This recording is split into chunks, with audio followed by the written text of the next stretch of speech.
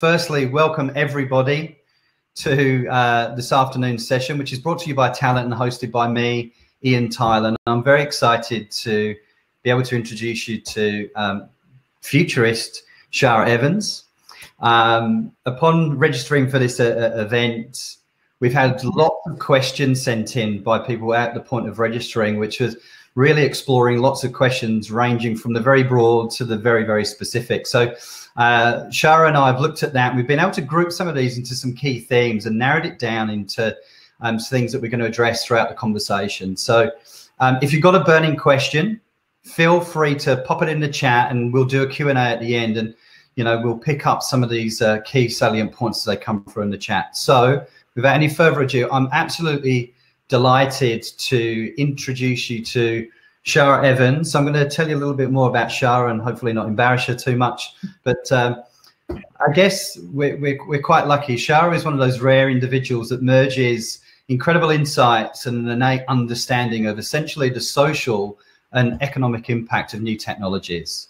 Shara is regarded as one of the leading experts and female futurists in the world around emerging technologies, cybersecurity, digital privacy, and also the future of health, humanity, and work. Shara is regularly featured on broadcast television, from the ABC's Q&A to The Project and Sky News and many more. And she joins us here today, and I have to say, Shara, welcome. Hello, Ian. Hello, everyone. It is such a great pleasure to be part of Talent's webinar. I really appreciate you bringing me in for this. Absolutely. It's our pleasure. Look, we're going to jump into a whole range of questions, but to kick this off, for blind curiosity, please, how on earth did you become a futurist? Well, what's your story?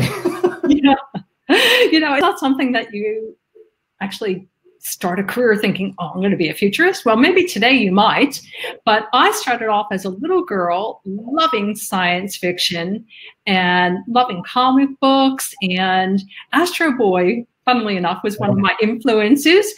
I remember watching him as a little 4 or 5-year-old girl and watching him fly around and fight all kinds of evil aliens and giant robots and all the rest. And I thought, wow, I think I want to design little rocket boots like he has. So I started getting out a sketchbook and designing little rocket boots that could fit into the heels of my shoes. Well, that didn't quite work out at 4 and 5 years old, but it interested me in technology. And I won't go through the whole career, but I ended up first as a software engineer and then deploying networks around the world as a program manager and in sales and marketing, and running my own tech analyst firms here in Australia since 1997. You may pick up an accent. I'm a dual citizen, US and Australia. And as I was looking at all these new technologies and actually physically designing them as a software engineer, what really fascinated me was the business applications of the technology. So not just what the tech was about, but how can people and businesses use this? And then I put that together with my imagination and started to really visualize what the implications of new technologies were and started making predictions. And people started to call me a futurist, right? Because the predictions that I was making ended up coming to fruition. So just to give you one quick example, back in the early 1990s, voice networks were just dedicated lease lines. There was no such thing as, the kind of World Wide Web that we have today. And I remember telling my carrier customers, you watch, data networks are going to be your biggest revenue source that you could ever imagine. And not only that, but your voice is going to go on top of your data networks. And they looked at me like I was totally nuts at the time. But of course, that ended up being quite prescient, because that's exactly what is happening now. And it's not just voice, it's video. Yeah, absolutely right. Look, fascinating story. And I'm sure there's an inner futurist in many of us, I really want to turn this conversation really quite quickly into, everything that we're all experiencing right now, certainly people in Victoria. And we start to think about where we are in the world today.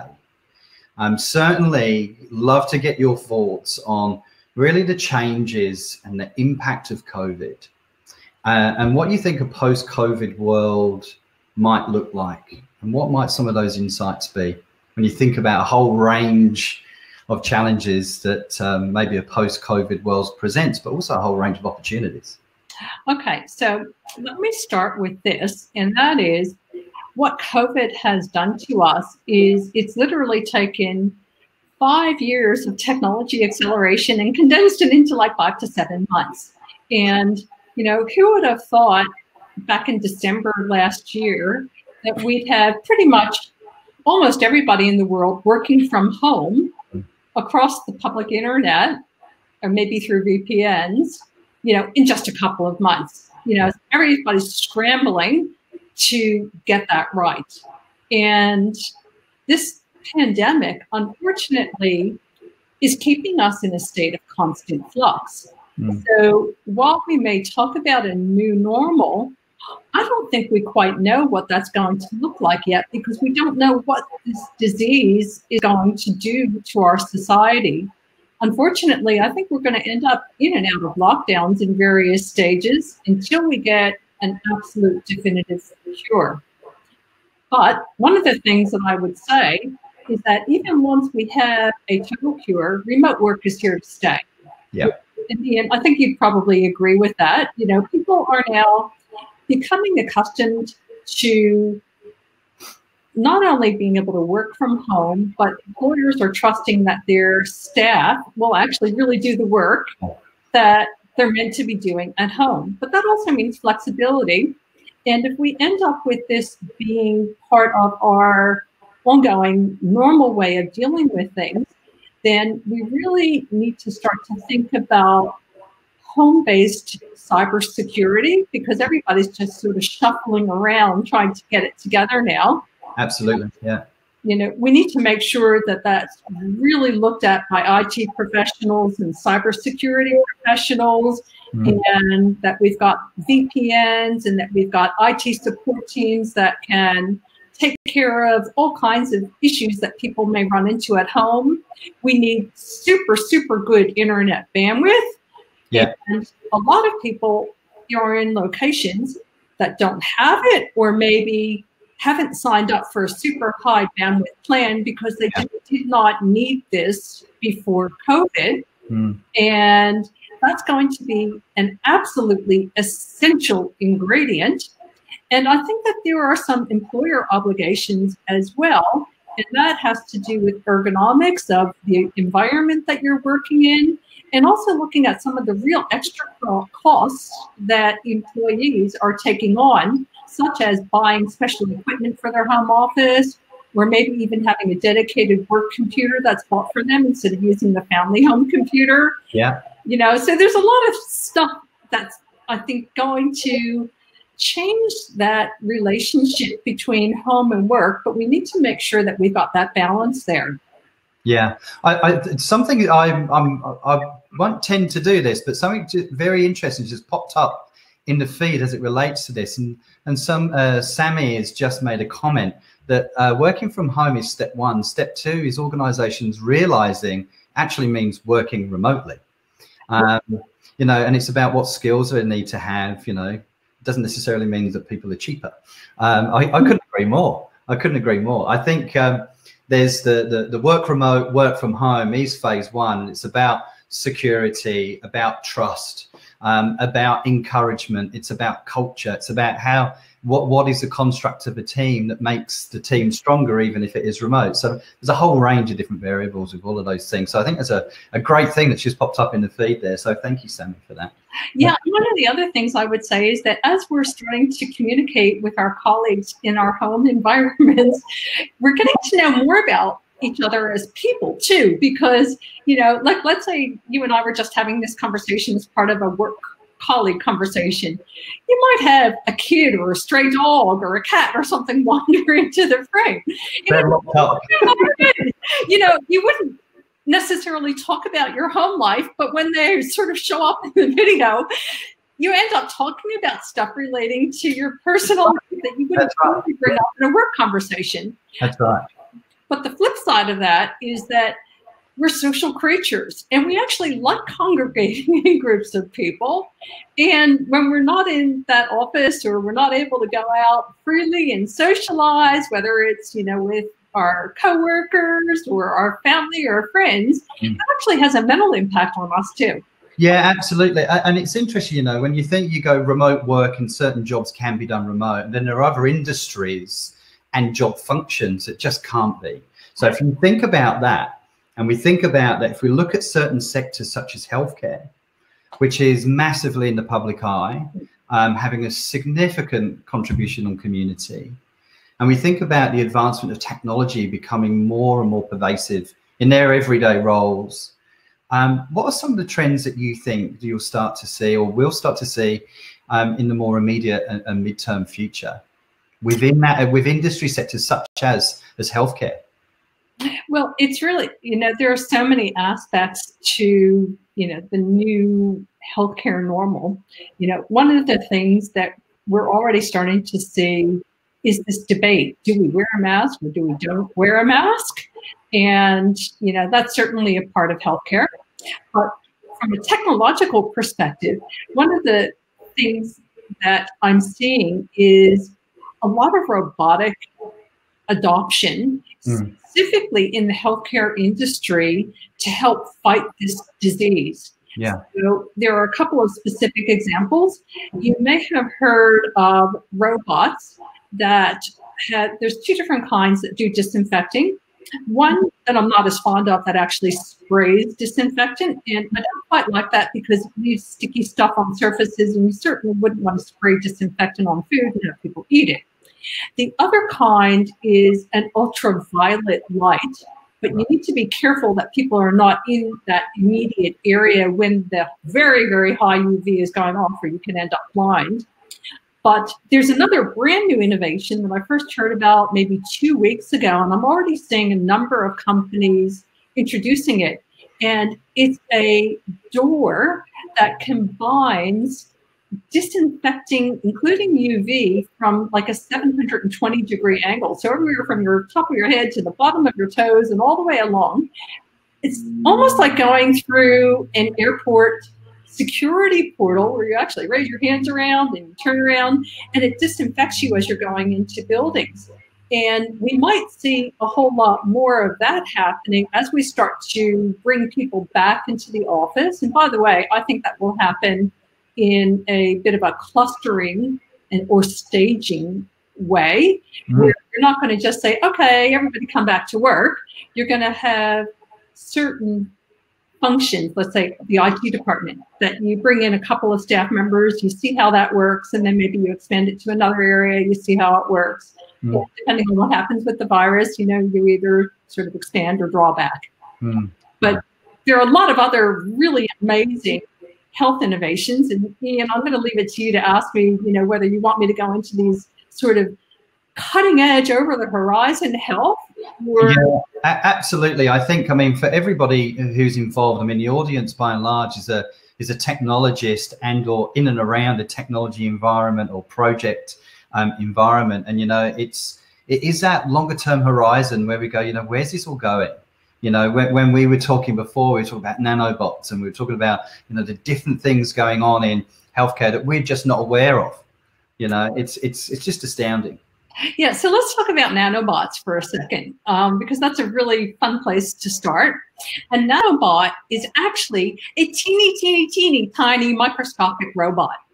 And that sounds like science fiction, doesn't it, Ian? Absolutely, yeah. You know, if I said to you, do you think there are any real nanobots today? What would your answer be? Not that I'm aware of. Well, I can tell you, as a technologist who focuses on the healthcare sector as one of the areas, guess what? There are real nanobots that are being designed. They're highly, highly experimental right now, but they are being developed in research labs and universities all around the world, and this is pre-COVID. So one quick example, and it was a collaboration between an institute in China and Arizona State University. They designed a little tiny nanobot that has sensors to detect a particular type of cancer, and when it's injected, they just did mouse trials, you know, so not human trials at this stage, but when it's injected into these mice that have this particular type of cancer tumor, it unfurls. It's DNA based, and it releases a blood clotting drug that literally starves the tumor, the cancer tumor, of blood, and makes the cancer go away. So that's what we call precision medicine. We're probably about 10 years out from that becoming mainstream. And that's just one tiny example of what nanobots can do. But where I start getting, my futurist mind starts really whirling around nanobots is that viruses, like coronavirus, are microscopic, little tiny bits of, they're not even alive, they're sort of alive and not alive, reminds me a little bit of quantum physics about, is Schrodinger's cat alive or not alive? But the bottom line is that they're so small that traditional drugs have a really hard time sussing out where they're hiding inside of cells and actually stopping them in their tracks. If we had nanobots in our bodies scanning for things that are going wrong, which is probably what will happen in the 10, 15, 20-year horizon, and coronavirus happened when all of us had bots in our bodies keeping us healthy and fighting things as, it's starting to develop. But before it develops, we wouldn't be in a pandemic. We would have instant cures. And, unfortunately, it's happened before we've got this kind of technology that's suitable for putting inside human bodies. But that's only one aspect of cutting edge healthcare. Can we talk about any more? We could go for hours on this, but the one thing, and something again just popped up in the feed, it's quite interesting. Your view, Robbie has just put something there saying nanobots can also be hacked too. Oh, look, anything can be hacked. Any technology that I look at, I could talk about all the potential wonderful benefits, and then I can take my cybersecurity hat on and talk about all the ways that it can be abused. So cybersecurity is going to be a really important part of how we deploy these, and how and when a nanobot may be hacked will depend on what kind of control mechanisms are put into that nanobot for how one might be able to control it. If they end up being self-contained, if you like, teeny tiny miniature computers that don't have any kind of wireless interface or any other external world interface, it's going to be a lot harder to hack it. You actually have to get to the human body to do it. But if they've got a wireless interface or something similar, then it's a lot easier to hack if you don't have the right kind of antivirus or anti-nano technology to hack it. Absolutely. There's the chat's going crazy here. I mean, I could sit here for hours, and I'm conscious there is a Q&A at the end, but there's Shara, what are your thoughts on the potential for Neuralink and brain medicine interfaces? That's from Adrian Roberts. I think I know who Adrian is as well. So that's interesting. Well, okay. So first of all, let me just go back to the basic idea of human brain implants, because that's what Neuralink is all about, is a brain implant. Again, if I look at research labs around the world, this has been worked on for quite a long time. The initial research into human brain implants was very much around memory storage and retrieval to help people who have diseases like Alzheimer's and dementia, where they started to lose their memory, but to find ways of letting them access memories and functions and motor skills and so on that they no longer had access to, either through disease or aging. Now, what's happening with Neuralink is actually quite interesting, because the initial concept that Elon Musk came out with was, well, we've got to have an AI layer in our neocortex to help the robots from taking over the world. We've got to become part robot or part AI to be able to stave off the robots and keep our jobs safe and be able to compete. But that shifted from the initial idea to then moving to, well, what about brain implants to help with things like paralysis or spinal cord injuries, especially people with severed nerves in their spinal cord, to help them to be able to move again and control their limbs and control their organs.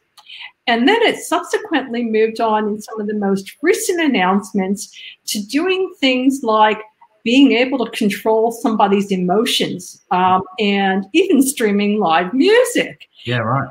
he's not the only one who's looking at this, but he's probably the most famous in the world. But there have been projects from DARPA in the United States, which is funding a lot of research in universities around the world. And there's actually experiments done even a few years back with neural dust, where literally they were looking at being able to control things like pain in soldiers in the field. Wow. To help with traumas during battle, and also to control post-traumatic stress disorder, again, controlling emotions. And this is going back a couple of years. So those are just a couple of examples. And when it comes to brain implants, there's two reasons you would look at brain implants. One is from a medical perspective to solve some sort of medical issue. Yeah. The other is the perspective of, let's add some way of enhancing us as humans. And you know, on the medical side, there are lots of really cool things that can happen. On the enhancing us as humans, we're starting to look at actually inventing new species of humans that are technology, part human, but not quite Homo sapiens sapien that we're used to. And guess what? You know, we mentioned hacking before. Well, most of these implants are controlled, at least today, through some sort of wireless interface. And if it's got a wireless interface, you can hack it. Today, we have heart implants and pacemakers and insulin pumps, and it's already been proven that those things can be hacked even at long distance. Yeah.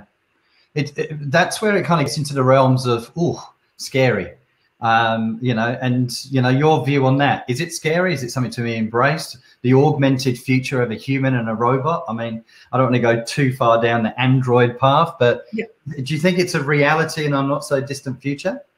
Well, as a futurist, I always like to look at what's happening in research labs from a pure scientific perspective, so that any predictions that I make, I'm actually basing it on some real hardcore research and extrapolating from there. So when it comes to brain implants or other implants, it's happening and been happening in research labs for quite a number of years now. So there's a lot of money going into it in a lot of labs around the world. So that says it's likely to happen. The initial focus has been very much on the medical side of things. And there can be tremendous benefits to people if it helps to cure illness, or let's say, you know, you're in some horrific accident and, you know, you've lost the use of your limbs and an implant lets you regain that function. That would be really wonderful. But do we actually want to have an implant that somebody can hack? Can you imagine if your brain was hacked? What are you going to do? Wipe out your whole brain like you would do a computer and just, you know, restore your memories? Yeah, right. I didn't think that would work. You know, we don't even have technology in research labs in the drawing board that could take care of that kind of situation. No. It would be a bad thing. No, yeah, I completely agree. And some people are saying, I remember Terminator, and other people are saying, whilst it's absolutely fascinating, it's absolutely terrifying. And I couldn't agree more. So we've got to find a happy balance and a happy medium in all of this, right? Which is technology for the betterment and the enablement of mankind, which saves the planet and, you know, benefits everybody, but not to the point where it's going to start to turn against us, you know? Yeah, well, let me throw in one more into the mix that we haven't talked about. Actually, two more. First is genetic engineering and the other is stem cells. So with genetic engineering, we've had the Human Genome Project underway for a long time now. And we're now getting to the stage, especially with the help of artificial intelligence, we're starting to understand what these different, you know, there's about 3 billion base pairs. We're starting to understand the functions of these base pairs. And once we fully understand how all the genetics inside of our own bodies work, then we can start to really manipulate it. So today we have technologies like CRISPR where we're starting to do things. But once you can control that, if someone has a genetic disorder, you know, or disease, let's say cerebral palsy or cystic fibrosis or something else that they actually don't want to have, if you can manipulate the gene that turns that illness off, wouldn't that be beneficial? Yeah, oh, absolutely. But what about aging? Okay, so here's where it gets really wacky, Ian, and I don't know if I've shared this with you before. There are quite a few researchers who believe that within the next 10, 15 years, we're going to find the gene code that allows us to literally turn aging on or off, or even reverse aging. And some experiments have been done with mice in this already. So this is not sci-fi. This is really experimental stuff. And there's one researcher I know that has predicted that once we find this gene, then we humans will be able to live between 400 and 800 years old. Can you imagine what that will do to society? Well, first of all, you would be young and healthy for that entire span. But can you imagine working for 400 years, Ian? No. And, you know, for you in the audience, can you imagine being married to the same person for 800 years? You might love whoever your spouse is, but, you know, in the course of 800 years, you're bound to have different things that interest you. So our whole fabric of society could change really, really radically once that kind of technology is available. Yeah. And then there's stem cells. And again, this is real, still very much in the experimental stage, but already in real medical research labs, we're using stem cells to grow living human skin to do drug trials with. There's a scientist in Israel that has bioprinted, that is 3D printed, a miniature living human heart. So it'll probably be 10 years or so before we can actually print, 3D print or bioprint a real living human organ. But once we get to that stage, then if you have a heart problem, instead of being on a donor list waiting for a heart transplant for 3 years, 4 years, and you may die before then, what they would do is harvest stem cells from your own body and grow a heart that is literally the right size and shape and biocompatible with your own body, and use that to transplant. And you wouldn't be taking rejection drugs for the rest of your life. Again, very, very profound changes because of these kinds of new regenerative and precision medicine technologies. Wow. I mean, it's remarkable. It's fascinating. It's complex. It feels like it's light years away, but the reality is the fact that it's part of a narrative in a research lab makes it almost tangible. And if it's conceivable, therefore it may be achievable. Yeah, well, there are actually commercial bioprinters that you can buy off the shelf and pharmaceutical companies and research labs are buying them that have as the fuel for the 3D printer different biomaterials where you can use it to grow living cells, you can use it to grow cartilage, you can use it to grow veins, you can grow human ears that people have had transplanted onto their bodies that give them better than human range hearing. And this is science now, it's not science fiction. Yeah. And that's what a lot of people don't understand is that, you know, it may sound like I'm talking about light years away, but I'm talking about stuff that's actually happening in research labs around the world today. Yeah, it's fascinating. You know, when we were talking before, we had a conversation about, you know, digital privacy, Internet of Things, autonomous vehicles, and all this stuff. And there's all these things that are really of the now.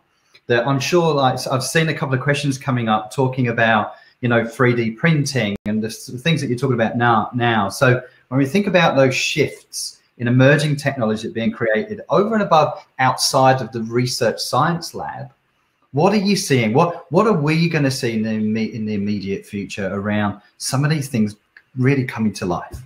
What are some of those things?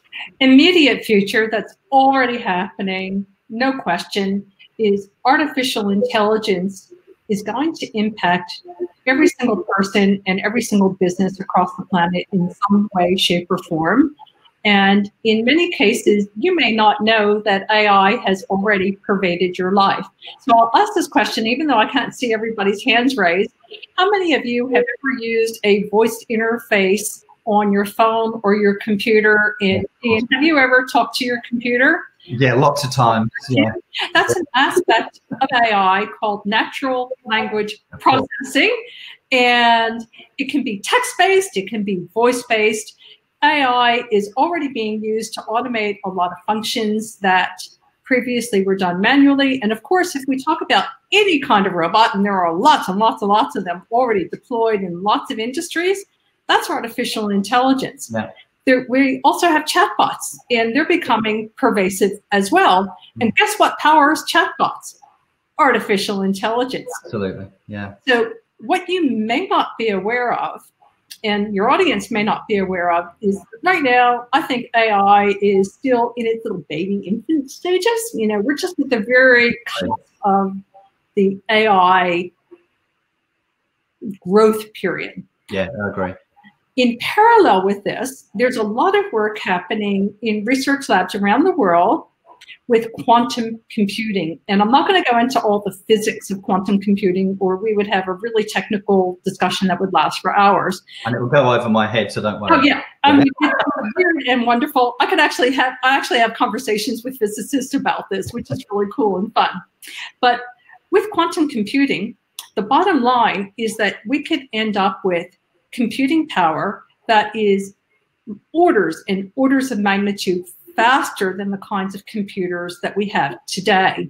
And in fact, there's research that was done by Google in 2019, and I haven't been able to find any studies published recently since COVID, but in 2019, they were looking at their quantum computing having double exponential growth rate. So literally, in the space of a couple of months, they went from being able to emulate their quantum computers on a standard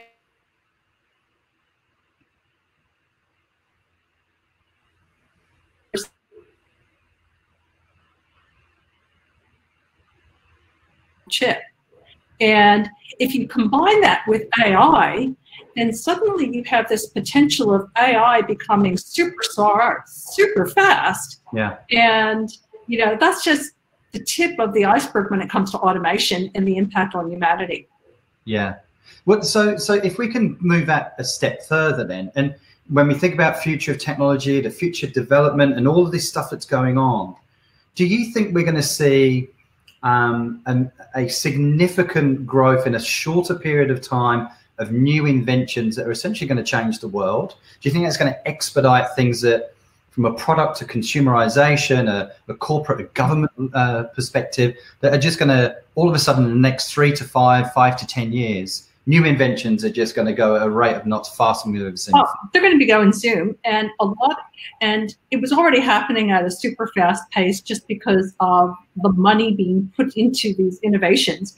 But the pandemic has accelerated this. So with the pandemic, we're looking at all kinds of contactless delivery mechanisms. So there has already been a trend in the retail sector to take warehouses and deploy all kinds of robots in warehouses to automate the tasks there.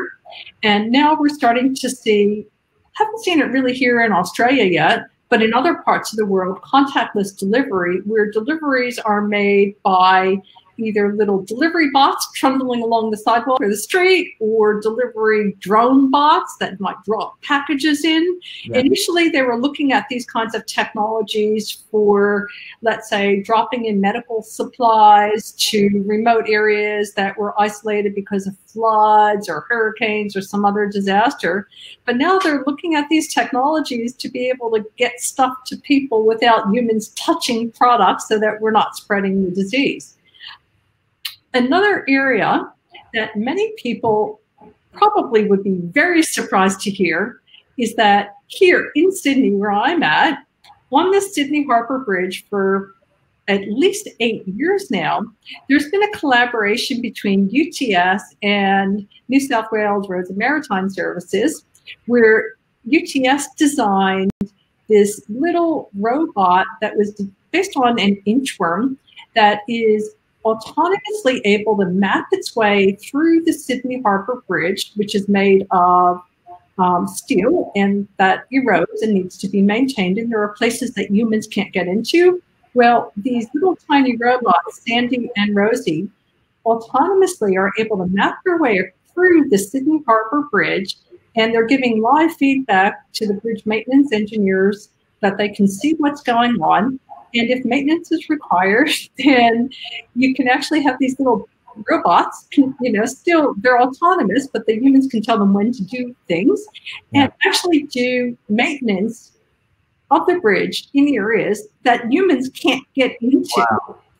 And that's just the tip of the iceberg when it comes to self-repairing cities. Yeah. So if I take it out to 2050, there's a project based in Leeds in the UK at the university in collaboration with the council and the national government and all kinds of funding, where they've been designing fleets of tiny little robots that will literally be scanning for potholes before they become potholes or defects in buildings. And we might end up seeing smart cities that have fleets of these little tiny robots fixing stuff before it goes really, really wrong. Wow, so preventative rather than treating the symptom. Exactly. And it's the same sort of thing that I'm talking about inside of our bodies with nanobots doing preventative medicine. But instead of doing it to our bodies, it'll be doing it to our buildings and to our cities. There's also lots of work in material science with self-healing concrete, if you can believe it, by using different types of bacteria or other things. It starts to go ballistic. Yeah, it sounds like it. I mean, it's overwhelming. I mean, the content is overwhelming, which makes it very interesting and very insightful. And a lot of the chat is going absolutely ballistic. So good. I'm glad you're able to read it because I'm busy trying to yeah. And I've captured a load of questions which I am going to address for the audience because I think there's some fantastic ones in there.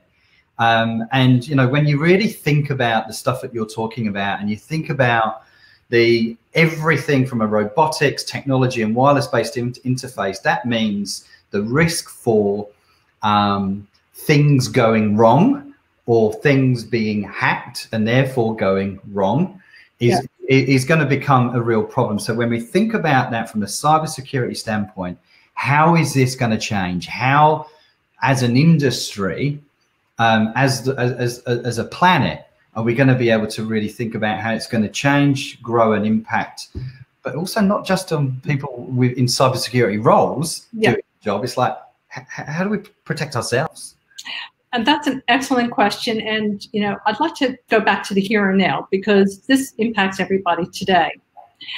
The fact is that there are more and more cyber criminals, and they're out to get you. They're out to steal your identity. They want you to click on things so that you're downloading malware onto your computer so that they can get into your bank account or get confidential company information. Or they want you to click on links and be scammed into sending money. I had an example, personal example, just the other day where I got a quote notice from the ATO about my company BAS statement, and I never get notices from the ATO. And my cybersecurity radar went bing right off.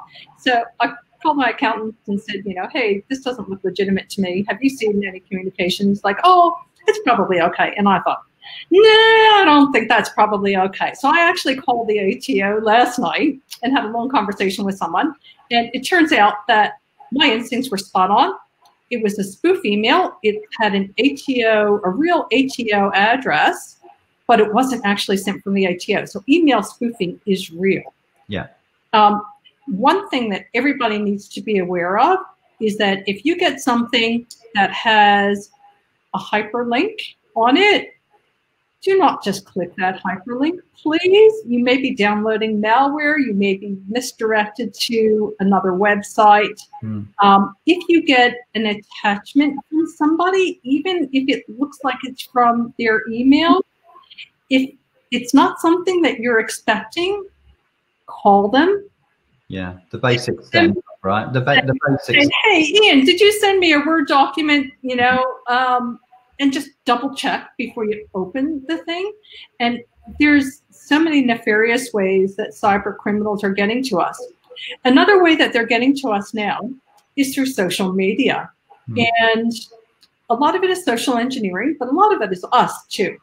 So if you think about social media, a lot of people put their birthdays on LinkedIn, on Facebook, on all kinds of different accounts. Even if you don't put your year, if you've got your birth date on there and you're listening to this webinar, please take your birth date off of social media because it's used for identity theft.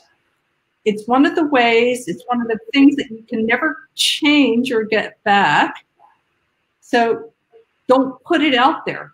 Yeah. People disclose all kinds of personal information on social media, and all this stuff gets harvested. Even if a company, a social media company has a policy that says you can't scrape data from our website, do you think that's going to stop a cyber criminal from doing just that? No, indeed. No, of course they're going to do it. Mm. They're going to collect as much data as they possibly can, and they put it into these massive databases and warehouses using artificial intelligence, and then use it to help design custom social engineered attacks against you or your company. And that's today. When we start to go into the world of tomorrow and the whole Internet of Things and smart cities and facial recognition and sensors everywhere, that gives even more points where the bad guys and gals can come and get you. Yeah. Because there are more places where there's a potential vulnerability, because unfortunately, a lot of products are not designed with security and privacy as part of the design specs. Sometimes they get slapped on after the fact, but a lot of times they are just completely missing in action. Yeah. And that's where they get us. Yeah. If I may, Ian, do we have time for one more thing on cybersecurity? No, absolutely. I mean, this has also gained a lot of momentum in the feed with people asking some questions around this. So we've got time. Okay, so there's one new thing that's happening in the deep world of cybersecurity using artificial intelligence techniques.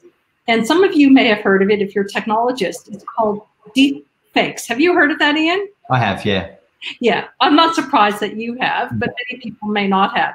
So basically, if someone were to have a video of a person and they have software that you can freely download from a number of different places, they can make somebody who's not me look and sound like me, and with a text-based editor can literally change the words that I'm saying to something else completely, and my lip movement will mimic these new words. So I can say to you right now, I'm a privacy advocate, and somebody with these tools can say, using my image and my voice and looking very real, privacy doesn't matter at all. Who cares? Yeah. I don't have anything to hide. Why should I care about privacy? Yeah, absolutely.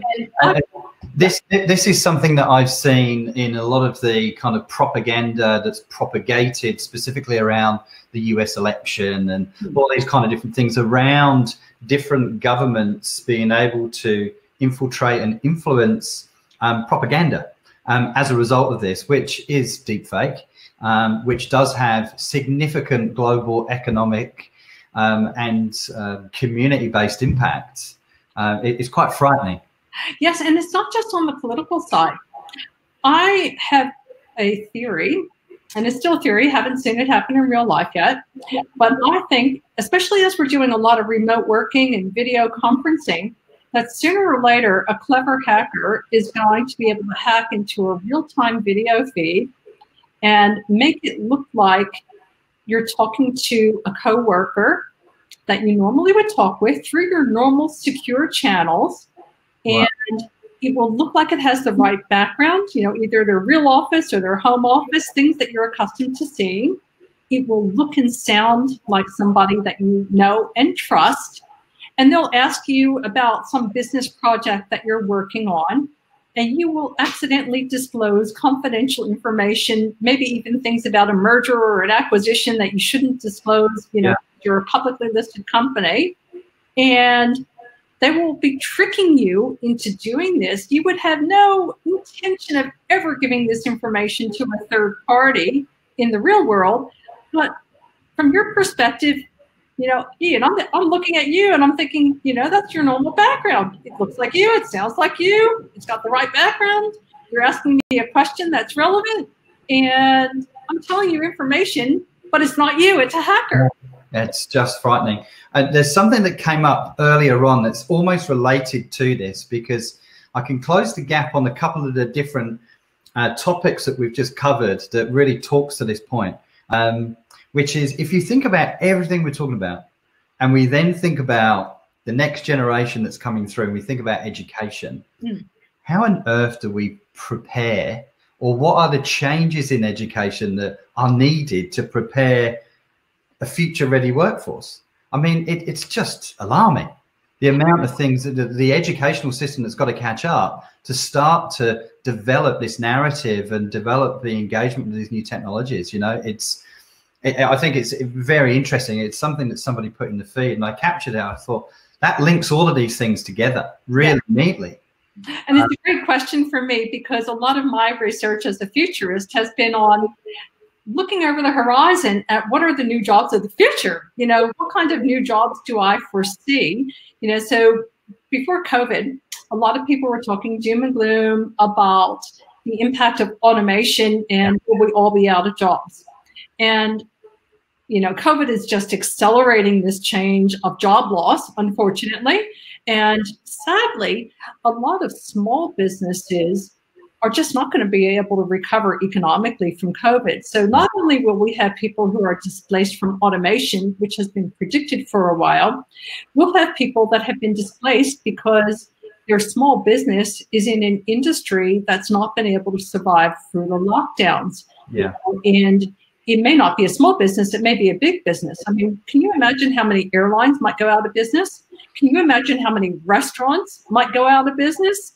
And, you know, we're not even talking about automation here. We're just talking about the impact of COVID.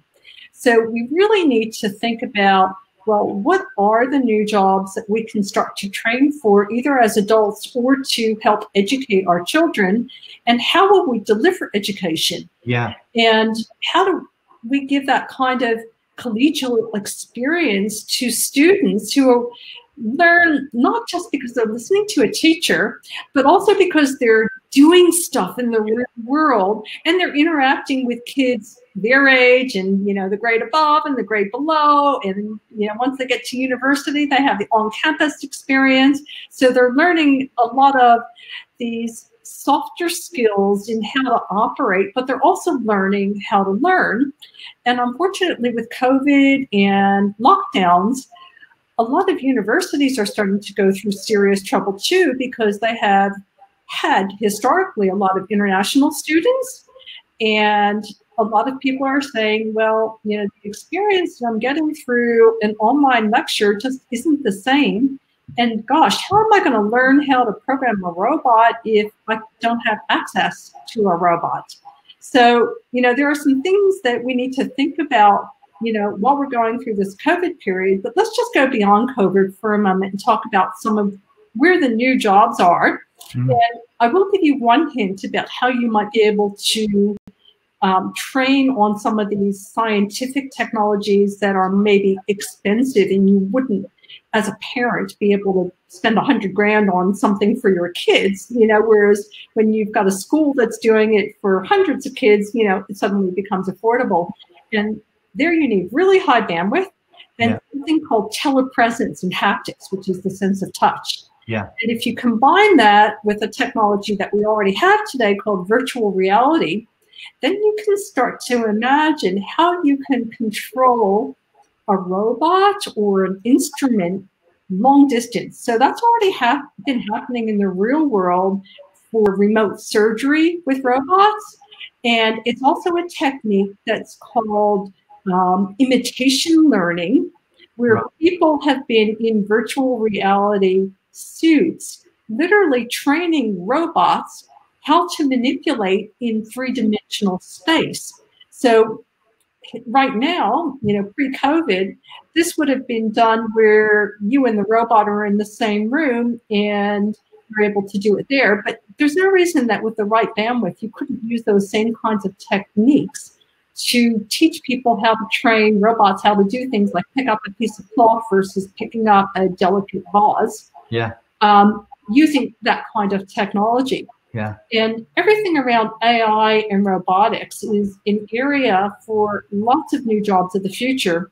But the new digital literacy moving forward into the future will require an understanding and a comfort level of working with the many different aspects of AI and robotics. And that doesn't mean you have to be a programmer. It just means that you will need to be able to interface with those kinds of technologies. And there'll be lots of new jobs that don't involve programming per se. So from a vocational perspective, let's just take robots, for example. You will still need people who design them physically and manufacture them, service parts, train them how to do different things, update their programming when you teach them a new task, and service them. Vocationally, as we start to have more and more of the Internet of Things integrated into appliances like smart fridges or smart TVs, and you want to have all this in your house and you want it all to work together seamlessly, and you want to have cybersecurity, you'll want to have someone like a smart home handy person who has cyber skills as well, initially to put it together for you, but then later to come and help you when things start to go wrong. Like, what if your smart house locked you out? What would you do? Who are you going to call? Ghostbusters? Yeah. You're going to call a smart home handy person.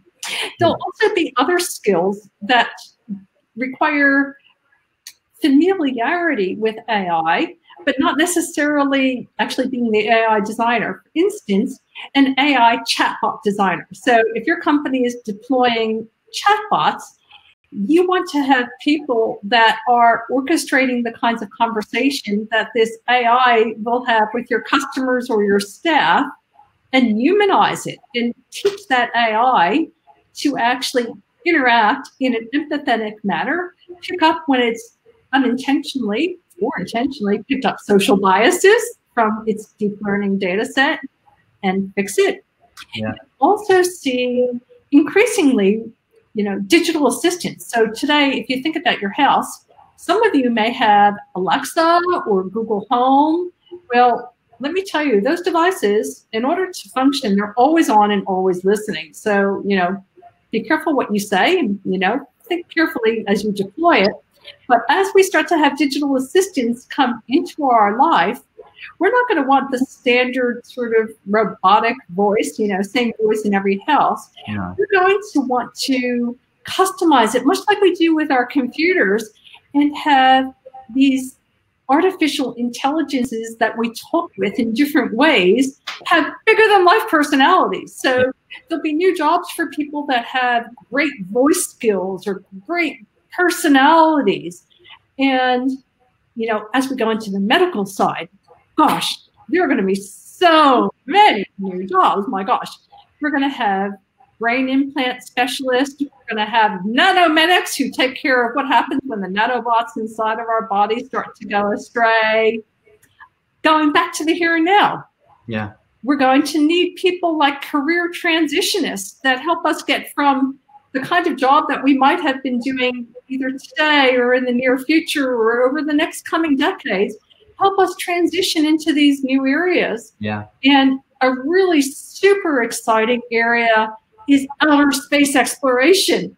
And gosh, if that doesn't sound science fiction, I don't know what does. Guess what? It's happening now, and it's because the private industry, has designed reusable rockets. So if you can imagine an airplane that had a one-time use and then you throw it away, air travel would be unaffordable. The same thing is starting to happen with space travel, where we're able to reuse these craft, and eventually we're going to have exoplanetary colonies of people. And we're going to need all kinds of skill sets that take us along this route. But there's so many more jobs. I have a feeling we're running out of time. I'm going to save some for Q&A. There's so much more I can say about jobs. There's loads. We've spoken about a lot about transportation and healthcare, and one area that's kind of peppered throughout the feed is, people have spoken about currency and basically cash is disappearing. And what's your view on the banking sector specifically around either currency and or systems and how that might change. Any kind of insights there that would address a couple of things that have popped up in the feed that I've seen as well. Yeah. Well, the banking system, I mean, first of all, our entire modern life is really contingent on good communication systems. If our comms were to go out, we'd be in really deep trouble. Yeah. This conversation wouldn't be happening. We wouldn't be able to do remote working from home. And it doesn't even have to be a nefarious event. It could be something like a solar flare that literally takes down our grids because we haven't been smart enough to invest the money in hardening the grid against an electromagnetic pulse. But it could also be a bad actor that does something like that, that detonates an EMP. Absolutely, yeah. It's offline. So, sorry, I lost the thread of your initial question, Ian. Just in terms of the banking sector and how. Banking, okay. So banking and cryptocurrency. One of the things with today's cryptocurrencies is that they actually use a lot of processing power and a lot of energy. But there are some new technologies that are coming online that use quantum crypto. And, you know, that gets into a whole nother world. There's also something called CloudCoin that I've recently been hearing about, which is a completely different way of thinking about a non-digital currency. But we're definitely moving in that direction of having a cashless society. And that has implications for privacy. Because today, you know, if I want to, let's say, lend you $100, I can give you $100 and nobody knows that that transaction has occurred. But if everything is done digitally, then there are all kinds of parties, you know, whether it be the government, the tax office, or a hacker that knows potentially about every transaction that you or I make. And that gives a lot of insight into our lives. And of course, it impacts financial institutions as well. Yeah, absolutely, it does. I'm going to stop our discussion here. And we've got 5 minutes, and I've pinged a whole load of questions here. I've had stuff come to me privately, stuff that's just opened up that looks interesting. I'm not going to get to all of them, but for everybody on the call, we will be able to capture this. There will be transcript and there will be video as well. So we're going to try and capture as much of this content as we can. So there's a few things here. I'm going to jump into one quickly. Will advances in tech destroy privacy and opportunities, and then humans become bots with menial tasks? Oh boy, that's like a multi-part question. So, first, let's say with privacy, our privacy is already being destroyed, and a lot of it is at our own making through the things that we put in social media. But as we start thinking about things like contact tracing applications for coronavirus, that's actually accelerating the trend, because what we're in effect doing is saying, I'm giving you permission to track my every movement and record it. And, you know, it may be anonymized, but ultimately, when you are sending this information, there'd be an IP address or a device, you know, make and model, and, you know, device information, and ultimately it can be traced back to an individual. So, you know, our privacy, unfortunately, it's already out there to be consumed. Already starting to be destroyed unless we pull back and say, hey, you know, we'll share information, but it's got to be quarantined to only those people in an organization, let's say a government organization, that need to know for medical purposes, and not shared with anyone else. Here in Australia, we passed a law, I think it was in 2014 that it first started to come into the public domain, about retaining metadata for every ISP across the country for a 2-year period. Now, metadata is literally like the envelope that your conversations sit in, whether it's what you do on a browser or what you do in a text or a phone call. But who was it? There was someone who famously said, you know, with metadata, I'd rather have that than the actual conversation, because I can know a lot more about you with that information than I can with what you're saying, because I can see where you're at. I can see where a picture is taken. You know, I can actually track a lot more about you. And initially it was done on the pretext of preventing terrorism, but then there's been scope creep where you can understand if there's a potential terrorist attack, you want the authorities to have access to information as quickly as possible. But there's been creep where, for instance, racing commissions want to be able to have access to that metadata without a warrant to be able to see whether or not maybe you've done something illegal on the betting circuit. And my view on that is, hey, that's starting to really infringe on our human rights, because in the normal context, if you've done a criminal act, there are methods for obtaining that information through getting a warrant and, you know, getting access to it. By extending it on a non-warrant basis, we're giving away our freedoms. Yeah. You know, why would you want to give that to a racing commissioner or, you know, something related to occupational safety? You know, yes, you might want it, and a court might decide, or a judge might decide, yes, you have access to it. But on a warrantless basis, that starts to really hit our privacy super hard. And that's today in Australia. Yeah, it's happening. Yeah. So I'm going to change track. Okay. This is going to have to be our last question that I put out there. So, okay. Where are the biggest opportunities for countries with less investment in legacy infrastructure to leapfrog countries that have led through this investment over the last century? That's a big one. It's a big one. How can I answer this really shortly? Well, a couple of areas would be communication, telecommunications. So if I think about radio frequencies, you know, cellular, you know, we're starting to talk about 5G, and there's a lot we can say about that. But if you've got a country that doesn't already have 3G and 4G rolled out, they don't have to refarm spectrum and gradually roll it out. They can just go straight to the latest technology and go straight to fiber optics. If I talk about technologies like hyperloops, which is like super, super fast trains, still very highly experimental, but let's say that that experimental technology pans out like many people think it will, then you can go right from having no really fast transportation to suddenly having super fast hyperloops going where you'd have a train track instead of putting in a normal train that might be slow. And that will change the face of where people live and work, and it would absolutely change what it means to live in regional Australia.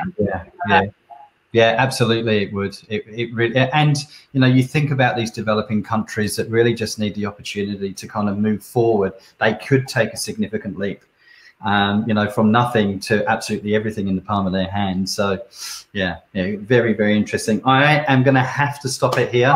Okay. I'm going to say a huge, huge thank you to everybody that has dialed in and seen us. I think we got up to close to 500 people at one point, which is fantastic. I have to say a huge thank you to you, Shara. Always insightful. We could go for hours and hours and hours. And I just have to say a real gratitude for agreeing to spend some time with us and really exploring lots of topics. And I'm sure this will be the first of many. So thank you very, very much. And I would like to thank you, Ian, for being such a wonderful host, and for Talent International for putting on this webinar. And to all of you out there in the audience who I can't see and really wish I could see, for taking the time out of your valuable, busy day to listen to us today. I thank you from the bottom of my heart and hope all of you are safe, healthy, and happy. Excellent. Thank you so much, Shara. All the very best. Take care, everybody. Thank you. Bye. Bye.